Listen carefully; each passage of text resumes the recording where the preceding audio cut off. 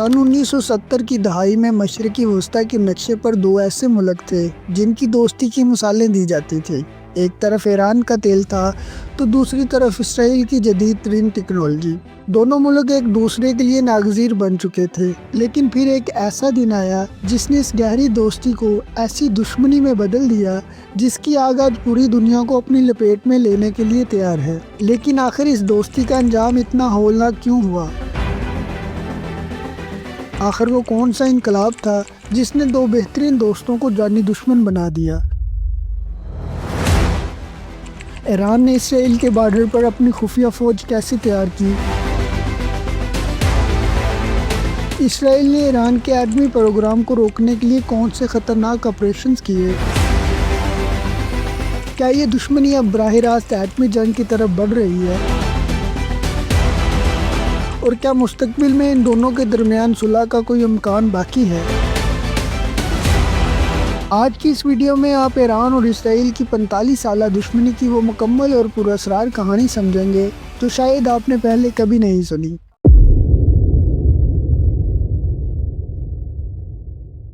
یہ سن 1950 کا وہ دور تھا جب مشرق وسطی کا نقشہ آج سے بالکل مختلف تھا۔ ایران میں شاہ ایران محمد رضا شاہ پہلوی کی حکومت تھی جو اپنے ملک کو ایک جدید اور مغربی طرز کی ریاست بنانا چاہتے تھے۔ دوسری طرف اسرائیل ابھی ایک نئی ریاست کے طور پر ابھر رہا تھا جسے عرب دنیا میں تنہائی کا سامنا تھا۔ ایسے میں ایران وہ دوسرا مسلمان ملک بنا جس نے اسرائیل کو تسلیم کیا اور اس کے ساتھ سفارتی تعلقات قائم کیے۔ یہ صرف ایک سیاسی فیصلہ نہیں تھا بلکہ ایک ایسی خفیہ محبت کا آغاز تھا جس نے دونوں ممالک کو بہت فائدہ پہنچایا۔ اسرائیل کو اپنی معیشت اور فوج چلانے کے لیے تیل کی سخت ضرورت تھی جو اسے ایران سے بآسانی مل رہا تھا۔ بدلے میں اسرائیل نے ایران کے بنجر صحراؤں کو اپنی جدید ڈریپ ایریگیشن ٹیکنالوجی سے سرسبز بنا دیا۔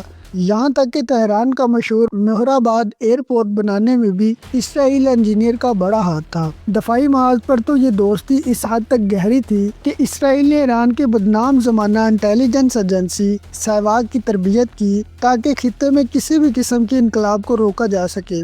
اس وقت تہران اور تیل عیب کے درمیان روزانہ پروازیں چلتی تھی اور دونوں ملکوں کے عوام ایک دوسرے کے ہاں بلا روک ٹوک آتے جاتے تھے۔ لیکن پھر 1979 کا وہ سال آیا جس نے اس دہائیوں پرانی دوستی کی بنیادیں ہلا کر رکھ دی۔ ایک ایسا انقلاب دستک دے رہا تھا جس نے نہ صرف ایران کا تختہ الٹنا تھا بلکہ اسرائیل کے لیے اس کے سب سے بڑے دوست کو اس کا سب سے بڑا دشمن بنا دینا تھا۔ شاہ ایران کے دور میں یہ دوستی اتنی مضبوط لگتی تھی کہ کسی نے خواب میں بھی نہیں سوچا تھا کہ یہ کبھی ٹوٹ سکتی ہے۔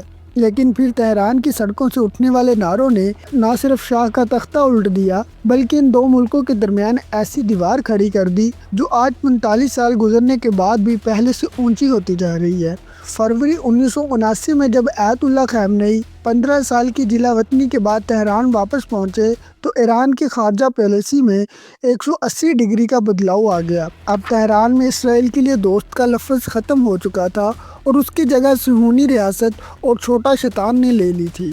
انقلاب کے فوراً بعد نئی ایرانی قیادت نے پہلا کام یہ کیا کہ اسرائیل کے ساتھ تمام سفارتی اور تجارتی تعلقات کو منقطع کر دیے۔ تہران میں قائم اسرائیلی سفارت خانے کی عمارت سے اسرائیل کا پرچم اتار کر وہاں فلسطین کا جھنڈا لہرا دیا گیا۔ یہ صرف ایک سیاسی مخالفت نہیں تھی بلکہ ایک نظریاتی جنگ کا آغاز تھا۔ ایران نے اعلان کیا کہ اسرائیل ایک ناجائز ریاست ہے اور القدس یروشلم کی آزادی ہر مسلمان کا فرض ہے۔ اس نظریے نے اسرائیل کو حیران کر دیا کیوں نہ کہ جس ملک کے ساتھ وہ مل کر خطے پر راج کرنے کے خواب دیکھ رہے تھے اب وہی ملک ان کی وجود کے لیے سب سے بڑا خطرہ بن چکا تھا۔ لیکن ایران جانتا تھا کہ وہ تنہا اسرائیل کی جدید ترین فوج کا مقابلہ نہیں کر سکتا، تو پھر ایران نے اسرائیل کو کمزور کرنے کے لیے وہ کون سا خفیہ ماسٹر پلان تیار کیا جس نے اسرائیل کے گرد موت کا جال بن دیا۔ انقلاب کے بعد ایران اچھی طرح جانتا تھا کہ اسرائیل کی جدید ترین فضائیہ اور ایٹمی طاقت کا براہ راست مقابلہ کرنا آسان نہیں۔ اس لیے تہران کے ماسٹر مائنڈ نے ایک ایسی حکمت عملی تیار کی جسے فوجی زبان میں فارورڈ ڈیفنس کہا جاتا ہے۔ ایران نے فیصلہ کیا کہ وہ اسرائیل سے اپنی سرحدوں پر نہیں بلکہ اسرائیل کے اپنے بارڈر پر لڑے گا۔ اس مقصد کے لیے ایران نے مشرق وسطیٰ میں مسلح گروہوں کا ایک ایسا جال بچھایا جسے آج مزاحمتی بلاک کہا جاتا ہے۔ اس مشن کا سب سے اہم ستون حزب اللہ بنی۔ 1980 کی دہائی میں لبنان کی خانہ جنگی کے دوران ایران نے حزب اللہ کی بنیاد رکھی اور اسے دنیا کی طاقتور ترین غیر ریاستی فوج بنا دیا۔ آج حزب اللہ کے پاس 1.5 لاکھ سے زائد میزائل موجود ہیں جو اسرائیل کے کسی بھی کونے کو نشانہ بنا سکتے ہیں۔ لیکن ایران صرف لبنان تک محدود نہیں رہا، اس نے غزہ میں حماس اور اسلامی جہاد کو مالی اور فوجی مدد فراہم کر کے اسرائیل کے جنوبی بارڈر کو غیر محفوظ کر دیا۔ یمن میں حوثی باغیوں اور شام میں اپنے حامی ملیشیوں کو تیار کر کے ایران نے اسرائیل کے گرد ایک ایسا آگ کا گھیرا بنا دیا کہ اسرائیل آج خود کو چاروں طرف سے دشمنوں میں گھرا ہوا محسوس کرتا ہے۔ ایران کی اس میزائل ڈپلومیسی نے اسرائیل کی نیندیں حرام کر دی، لیکن اسرائیل خاموش بیٹھنے والوں میں سے نہیں تھا۔ جب اسرائیل نے دیکھا کہ اسے بارڈر پر گھیرا جا رہا ہے تو اس نے ایران کے اندر گھس کر ایک ایسی خفیہ جنگ کا آغاز کیا جس نے ایرانی حکام کو حیران کر کے رکھ دیا۔ ایران نے اسرائیل کے بارڈر پر اپنی خفیہ فوج تو تیار کر لی تھی، لیکن اسرائیل کا اصل خوف ایران کا ایٹمی پروگرام تھا۔ اسرائیل کا ماننا تھا کہ اگر ایران کے پاس ایٹمی بم آ گیا تو مشرقی وسطیٰ کا نقشہ ہمیشہ کے لیے بدل جائے گا۔ اس خطرے کو روکنے کے لیے اسرائیل کی خفیہ ایجنسی موساد نے ایران کے اندر ایک ایسی سائے کی جنگ شروع کی جس نے تہران کے ایٹمی مراکز کو ہلا کے رکھ دیا۔ اس جنگ کا سب سے ہولناک پہلو ایرانی ایٹمی سائنسدانوں کا قتل تھا۔ 2010 سے 2020 کے درمیان ایران کے کئی چوٹی کے سائنسدانوں کو تہران کی سڑکوں پر دن دہاڑے نشانہ بنایا گیا۔ ان میں سب سے بڑا نام محسن فخری زادہ کا تھا، جنہیں ایک ایسی جدید ترین سیٹلائٹ کنٹرول مشن گن سے قتل کیا گیا جس میں کوئی انسان موجود نہیں تھا۔ لیکن اسرائیل صرف انسانوں کو نشانہ نہیں بنا رہا تھا بلکہ اس نے ٹیکنالوجی کا بھی سہارا لیا۔ 2010 میں ایران کے نتنز ایٹمی مرکز پر ایک پراسرار کمپیوٹر وائرس نے حملہ کیا۔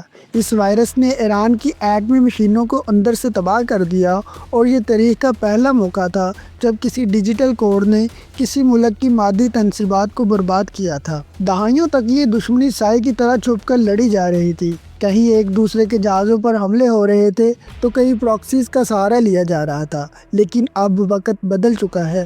وہ دشمنی جو کبھی سائے میں تھی اب کھلم کھلا میدان جنگ میں آ چکی ہے۔ دہائیوں تک ایران اور اسرائیل ایک دوسرے کے خلاف سائے کی جنگ لڑتے رہے۔ کبھی سمندر میں ایک دوسرے کے جہازوں کو نشانہ بنایا گیا تو کبھی سائبر حملوں کے ذریعے نقصان پہنچایا گیا۔ لیکن 2024 اور 2025 کے سالوں نے اس دشمنی کو ایک نئے اور خطرناک موڑ پر لا کھڑا کیا۔ تاریخ میں پہلی بار ایران نے اپنی سرزمین سے براہ راست اسرائیل پر سینکڑوں ڈرونز اور میزائل داغے۔ جواب میں اسرائیل نے بھی خاموشی توڑ دی اور ایران کے اندر فوجی اہداف کو نشانہ بنایا۔ اب یہ مقابلہ صرف پراکسیز تک محدود نہیں رہا بلکہ دو بڑی طاقتیں آمنے سامنے کھڑی ہیں۔ دنیا بھر کے ماہرین اب یہ سوال کر رہے ہیں کیا یہ دشمنی تیسری عالمی جنگ کا پیش خیمہ ثابت ہوگی؟ اگر یہ جنگ مزید پھیلی تو اس کی آگ صرف مشرق وسطیٰ تک محدود نہیں رہے گی بلکہ عالمی معیشت، تیل کی قیمتیں اور پوری دنیا کا امن تباہ ہو سکتا ہے۔ ایران اور اسرائیل کی یہ کہانی ہمیں سکھاتی ہے کہ جیو پولیٹکس میں نہ کوئی مستقل دوست ہوتا ہے اور نہ ہی مستقل دشمن۔ وہ دو ملک جو کبھی ایک دوسرے کی دفاع کی ضمانت تھے آج ایک دوسرے کے وجود کے لیے خطرہ بن چکی ہیں۔ مستقبل کیا ہوگا؟ کیا یہ دشمنی کسی بڑی تباہی پر ختم ہوگی یا تاریخ ایک بار پھر کوئی ایسا موڑ لے گی جہاں یہ دونوں ملک دوبارہ امن کی راہ تلاش کر سکیں گے؟ یہ تو وقت ہی بتائے گا۔ اگر آپ کو یہ دستاویزی تحقیق پسند آئی ہے تو اس ویڈیو کو لائک کریں اور ہمارے چینل کو سبسکرائب کریں تاکہ آپ ایسی مزید حقائق پر مبنی ویڈیوز دیکھ سکیں۔ اگلی ویڈیو تک کے لیے اللہ حافظ۔